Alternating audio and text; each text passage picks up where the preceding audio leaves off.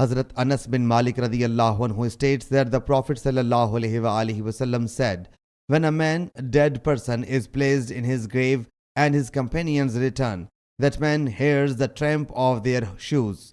He sallallahu alaihi wasallam further said, two angels came to him, make him sit, and say to him, what did you use to say about this man? Hazrat Muhammad sallallahu alaihi wasallam, if he will be a believer, he will say, I bear witness that he is the bondsman of Allah Jalla Jalaluhu and his apostle.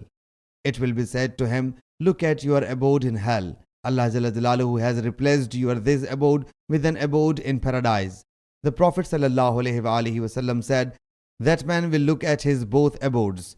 Qatada said that it had been said to us that an expansion of 70 cubits will be made for him in his grave, and his grave will be filled with bounties till the resurrection day. Sahih Muslim Hadees number 7145.